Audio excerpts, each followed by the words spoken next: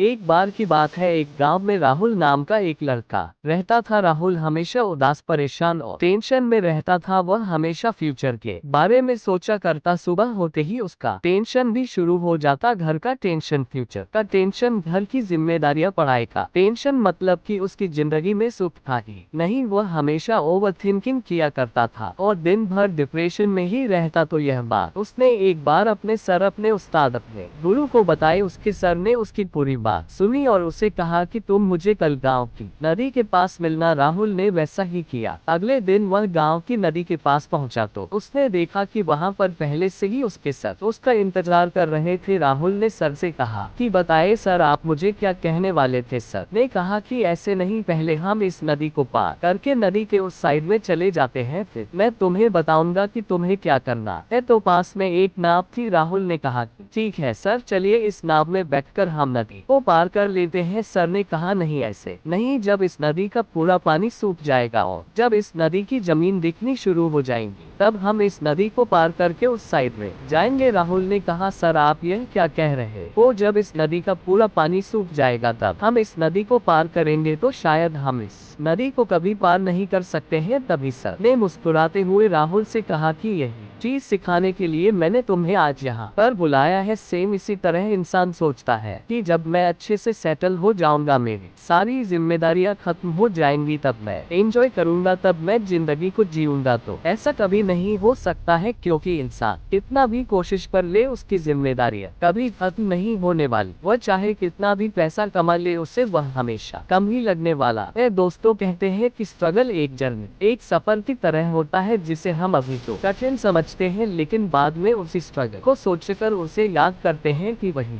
जिंदगी के सबसे अच्छे दिन थे। तो इस जर्नी के मजे लो, इसे मुस्कुराते हुए पार करो, इसमें और भी ज्यादा मेमोरीज को ऐड करते चलो, क्योंकि टेंशन, प्रॉब्लम, जिम्मेदारियां यह कभी खत्म नहीं होने वाली है। यह तभी खत्म होंगी जब आप खत्म हो जाओगे। तो अगर आप इस कहानी को और भी लोगों तक पहुंचाना चाहते हो तो इस वीडियो को लाइक करिए, ताकि YouTube इस वीडियो को और भी लोगों तक पहुंचे।